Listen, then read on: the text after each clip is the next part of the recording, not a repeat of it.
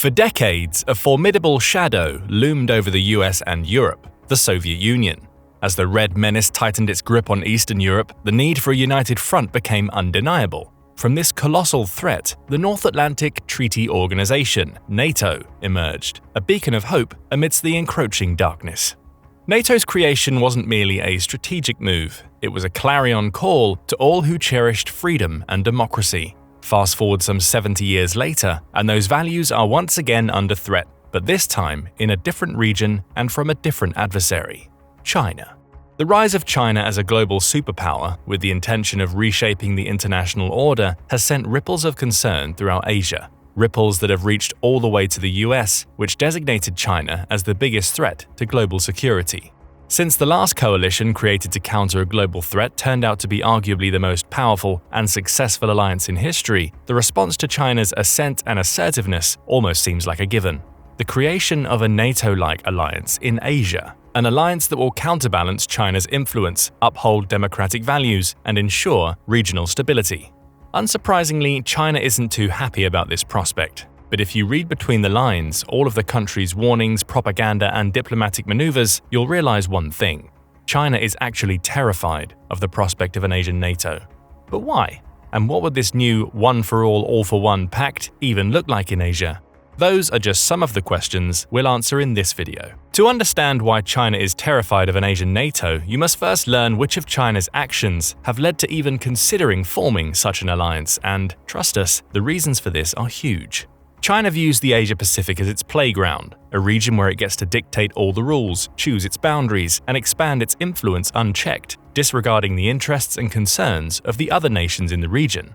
That's why it shouldn't be surprising that almost all tensions in the region stem directly from China's aggressive actions and unilateral territorial claims. Though the Asia-Pacific houses several volatile flashpoints, none is as consequential or contentious as the South China Sea. The bulk of the tensions in the South China Sea stems from China's so-called Nine-Line claim, which asserts its historical ownership over roughly 90% of the 1 million square mile sea, conflicting with the claims of neighboring countries. So the ownership of the Paracel Islands, an archipelago of about 130 small coral islands and reefs, is claimed by China, Vietnam, and Taiwan. The Spratly Islands, with just 490 acres of land, are occupied by military forces from China, but also from Malaysia, Taiwan, the Philippines, and Vietnam. The 590-acre Pratas Island is claimed by China but controlled by Taiwan. Similar players are also included in other hotly contested regions in the South China Sea, such as the Scarborough Shoal. But what do these territorial disputes lead to? The answer is nothing good. Military buildups, provocations, and even occasional clashes between the countries involved. Take China and the Philippines as an example. The two countries have been at odds for decades. However, the moment when their relationship truly turned sour was the Scarborough Shoal standoff, which started on April 8, 2012 and is still ongoing. The standoff began when the Philippine Navy attempted to apprehend 8 vessels belonging to Chinese fishermen at Scarborough Shoal, to which China responded by sending in more vessels. Since then, it's been conflict after conflict after conflict. In 2019, Chinese ships swarmed Philippine-controlled areas in the South China Sea by employing so-called cabbage tactics. This tactic involves surrounding a land feature with multiple layers of ships, creating a cabbage effect, where the target is wrapped in layers of vessels, making it difficult for other ships to approach or access the area. The situation only worsened in the 2020s, with weapons now being frequently involved. In November 2023, China blasted a Philippine supply ship with a water cannon near the second Thomas Shoal. The same thing happened not a month later, this time with the head of the Philippine Armed Forces, General Romeo Brawner Jr., aboard the vessel. The water cannons kept being fired in 2024 as well, damaging vessels and injuring crew members. Worst of all, the incidents between China and the Philippines are now occurring on a regular basis. Not a single month in 2024 has passed without at least one notable incident. But as you might notice in the brief recounting of these incidents, China is always the one to initiate them. Of course, Beijing will always come up with a convenient justification for its actions, citing sovereignty claims or accusing the Philippines of provocations. However, the pattern of Chinese aggression and the escalation of incidents in the South China Sea raise concerns about the potential for further conflict in the region. Unfortunately, the Philippines isn't the only country in the Asia-Pacific that China has been bullying. Just ask Taiwan, aka the nation China is desperate to eliminate. The poor relationship between China, or the People's Republic of China, and Taiwan, aka the Republic of China, has been strained for decades, with China viewing Taiwan as a renegade province that must be reunified with the mainland, if necessary, by force. China has consistently opposed Taiwan's independence and has sought to isolate it diplomatically. However, it's also mercilessly bullied the island nation by intensifying its military presence around it, carrying out air and sea exercises, and sending unannounced aircraft into its airspace. All these actions have earned the Taiwan Strait the undesirable title of one of the most tense military flashpoints in the world, a flashpoint that could undoubtedly benefit from a regional alliance similar to NATO. But China isn't the only one causing trouble in this region. NATO and the US are also keeping a watchful eye on the country that's often considered China's closest ally, North Korea. Although North Korea is mostly focused on provoking South Korea, which it sees as its principal enemy, the country's missile test launches in the region have undoubtedly become a cause of concern for neighboring countries and the international community. According to Japan's Ministry of Foreign Affairs, North Korea has conducted missile test launches on over 30 separate occasions in 2022 alone. The total number of missiles that were tested during these occasions surpasses 70. The KN-23 short-range missile, the Hwasal-2 strategic cruise missile, the Hwasong-12 intermediate-range ballistic missile (IRBM), the Hwasong-15 intercontinental ballistic missile (ICBM), and the Hwasong-17 intercontinental ballistic missile. Of course, these test launches have nothing to do with actually testing the missiles. The primary goal is to send a message of defiance and strength to the international community, particularly the US and its allies in the region. Just look at it this way. The Hwasong-17, which was successfully launched in March 2022, has an operational range of 9,300 miles. In other words, the missile can hit targets anywhere in the US. Unsurprisingly, these displays continued throughout 2023 and 24, bringing the total number of fired missiles to well over 100. With everything happening in the Asia-Pacific, it shouldn't be surprising that NATO and the US are struggling to keep up.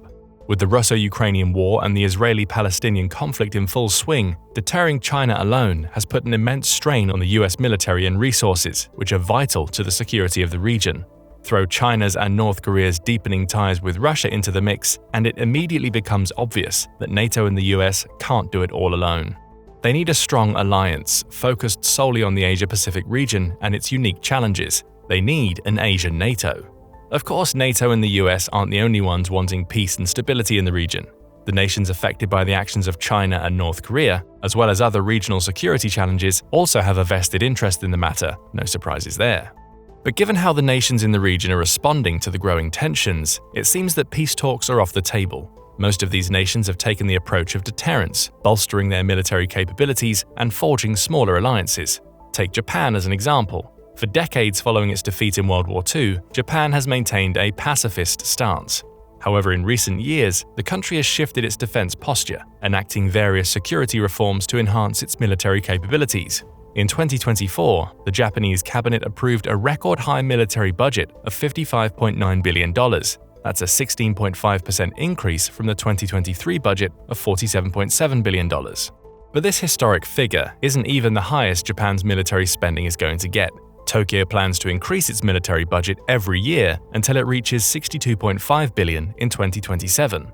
Out of the $55.9 billion planned for the 2024 fiscal year, as much as $8.78 billion is dedicated to integrated air and missile defense capabilities, which speaks volumes about Japan's stance on all those North Korean missiles that have accidentally landed near Japan's exclusive economic zone.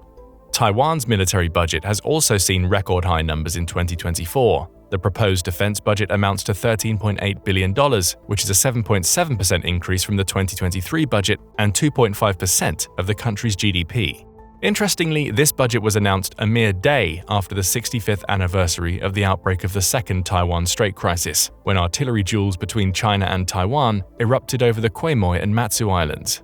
As for the specifics, Taiwan is heavily focusing on military investments covering purchases of new trainer aircraft and combat systems. In the trainer aircraft department, the spotlight is on the AIDC T-5 Brave Eagle transonic advanced jet trainer, set to replace the iconic Cold War-era F-5EF Tiger II jets. The next generation of fighter pilots trained in this aircraft seem to share one sentiment. They won't start a fight with China, but they'll be ready if it comes. A similar proactive approach is taken with the smaller alliances in the region. No country is sitting idly by, waiting for an Asian NATO to swoop in and rescue them. Instead, they are forging their own pacts, bolstering mutual defense agreements, and preparing for any potential conflict. In this regard, the existing alliances in the Asia-Pacific can be viewed as predecessors to a larger NATO-like organization. So before breaking down what an Asian NATO would look like, let's examine the existing alliances that are setting the stage for such an organization. First up, the Quad.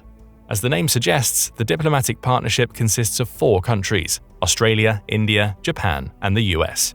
The full name of this organization is the Quadrilateral Security Dialogue, but if you ask China, it might as well be the Asian NATO. The country has long criticized the Quad, accusing it of exacerbating tensions and destabilizing the region.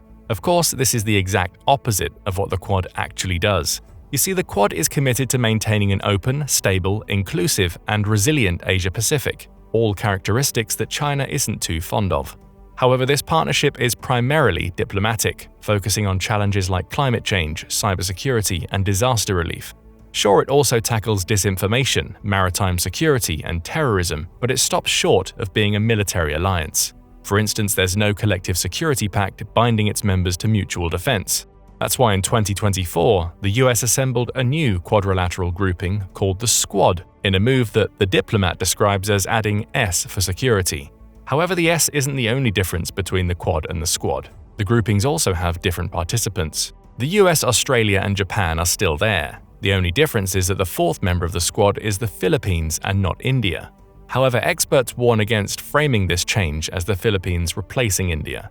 The truth is that India was hesitant to join such a partnership out of fear of triggering China, but the situation in the Asia-Pacific is simply too grave for the key actors to wait for this country to come around. As mentioned, the Squad is primarily focused on security. For now, it's carried out cooperative marine patrols within the exclusive economic zone of the Philippines and worked on making the member countries' defense capabilities interoperable. Advanced operability is also one of the key pillars of another vital partnership in the region, AUKUS. The name of this trilateral security partnership also points to its members: Australia, the UK, and the US. This partnership was announced in 2021 and primarily focuses on boosting Australia's naval capabilities through the state-of-the-art nuclear-powered submarines. Of course, acquiring and building these submarines isn't the goal. The end goal is to use these submarines to enhance regional security, particularly in response to China's escapades under the sea. Australia, the UK, and the US are also part of another relevant coalition in the region, the Five Eyes. However, this isn't a military coalition, but rather an intelligence sharing alliance. The remaining members, or the last 2 pairs of eyes if you will, belong to Canada and New Zealand. Together, these 5 countries work tirelessly to collect and share intelligence with the goal of combating threats like terrorism, cyber attacks, and espionage. As you've probably noticed, each of the alliances we've mentioned so far includes the US. This shouldn't be surprising given the country's role as a major security partner and ally in the Asia-Pacific region. But are there any significant alliances that only include Asian countries? Of course there are. Arguably the most important among them is the Association of Southeast Asian Nations, commonly abbreviated as ASEAN. The union consists of 10 countries in Southeast Asia that have bound together to accelerate economic growth, social progress, cultural development, and promote regional peace and stability. The countries in question are Brunei, Cambodia, Indonesia, Laos, Malaysia, Myanmar, Philippines, Singapore, Thailand, and Vietnam. Additionally, there are numerous bilateral or small-scale alliances across the region, focusing on both economic and security challenges. For instance, Japan and the Philippines signed several defense pacts and investment deals in February 2023. Similarly, the relations between Japan and South Korea have been blossoming recently after years of strained ties. It seems that most countries in the region have come to an understanding. Forging a united front is the way to go.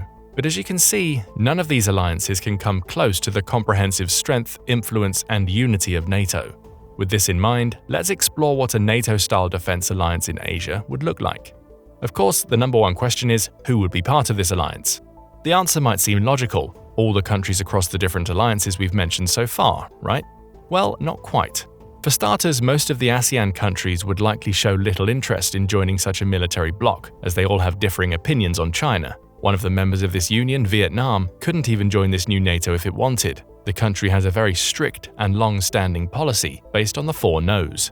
Number 1. No military alliances. 2. No foreign troops stationed on Vietnamese soil. 3. No partnering with a foreign power to combat another. 4. No force or threatening to use force in international relations. The more likely scenario would be for countries that are already NATO partners to form the backbone of this new alliance, potentially expanding to include other like-minded countries in the region. Japan and South Korea, both close allies of the US and active participants in regional security, would likely be key players. Australia, with its strong ties to the US and recent developments in the AUKUS partnership, would also be a crucial member, together with the rest of AUKUS.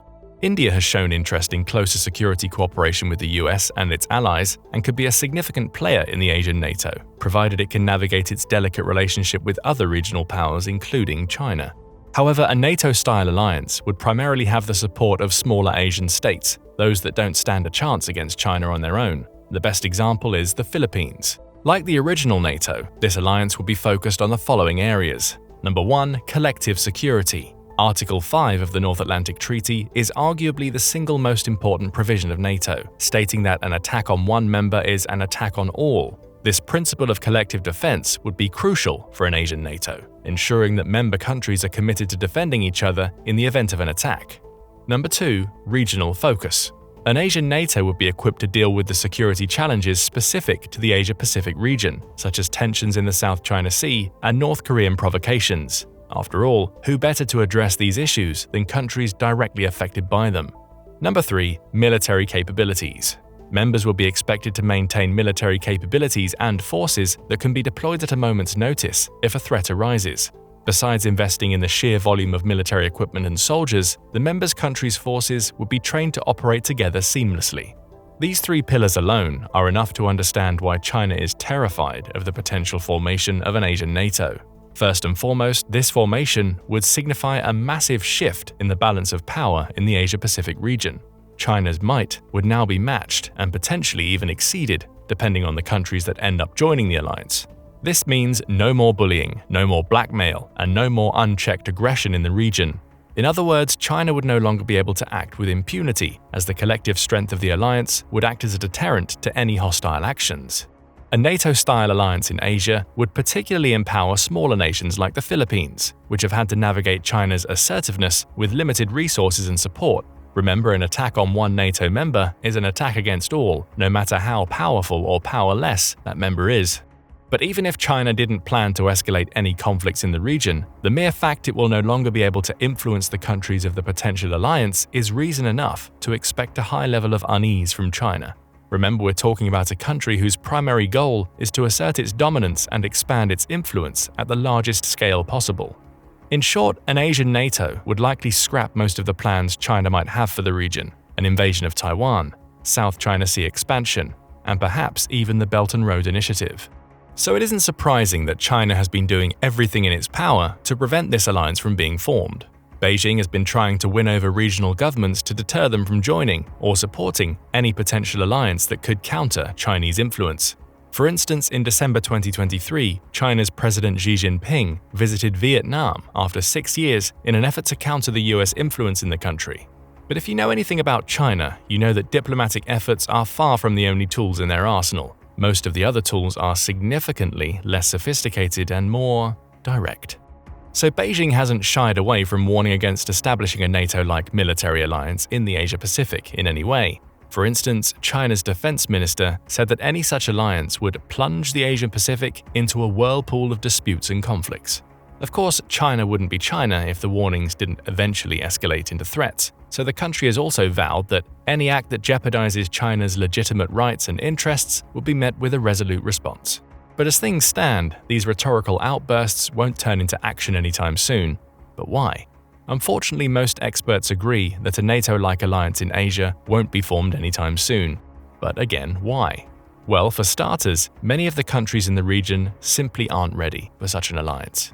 Just think about what joining an Asian NATO truly means. It means that each country would have to be ready to jump to the defense of a fellow alliance member and risk significant geopolitical and military consequences. With India, the country with the 4th strongest military in the world, being hesitant to join something like the Squad, what chances does an Asian NATO stand? Plus, for this alliance to work, there would have to be a high level of trust, coordination, and alignment of interest among member states. If you know anything about the Asia-Pacific region, you know that trust isn't exactly plentiful. Countries in the region have complex histories, ongoing territorial disputes, and varying levels of economic and strategic interests. That's why most of them have historically chosen to only commit to bilateral pacts. Building the kind of trust required for a collective defense pact among these nations would certainly be a Herculean endeavor. And let's face it, building NATO was challenging on its own, even without the added complexities present in the Asia-Pacific region. It took decades and a whole array of soft, smart, and hard power assets to build NATO to the level it is today. Given how strung out the US and NATO already are, the prospect of helping to build a similar alliance in Asia seems truly daunting. Even NATO's plans to open a liaison office in Tokyo were seen as overreaching by many European powers. This is probably why these plans were eventually shelved. This and, of course, China's harsh opposition. This brings us to the final reason why a NATO-like alliance in Asia might not happen anytime soon: China. Most countries in the region are still afraid to provoke China, even if entering a potential alliance might protect them from the same country. But here's the paradox. Yes, China is the reason why an Asian NATO might not form anytime soon. However, it can also be the reason that this alliance emerges sooner rather than later. How is this possible? Well, you see, if China continues to climb up the escalation ladder, the countries in the Asia-Pacific region will have no choice but to do something about it, regardless of their fears, differences, and national interests. Otherwise, they risk being divided and conquered, or at the very least, having their sovereignty and security compromised. If you look at it this way, it's understandable why the mere potential for forming this alliance scares China so much. But what do you think? Will an Asian NATO be formed, or is this proposition doomed to fail? If you believe it will be formed, we'd be interested to hear which nations you believe will be part of it and how successful it would be in stopping China. And just for fun, what would this alliance be called? Would it be the Asia-Pacific Treaty Organization, or do you have something else in mind? Share your thoughts, opinions, and suggestions in the comments section below.